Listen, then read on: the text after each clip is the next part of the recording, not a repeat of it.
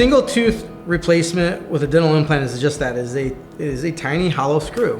A size is selected to fit your mouth and your space for your problem.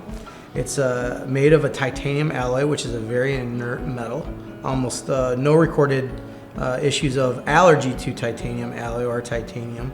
And what happens is we put a titanium implant, this titanium implant, down where the root used to be. So the supporting structure, the root of your tooth that used to be there is now gone. We put a root replacement. That's what a dental implant is. It's a titanium, hollow titanium screw that goes into the bone carefully. It heals, and then over the course of 3 to 6 months, we then can actually screw in a tooth prosthetic onto the implant fixture and replace your tooth. And like I said, we can do it with just one tooth, or we can do it with multiple teeth, or we can do it for an entire mouth.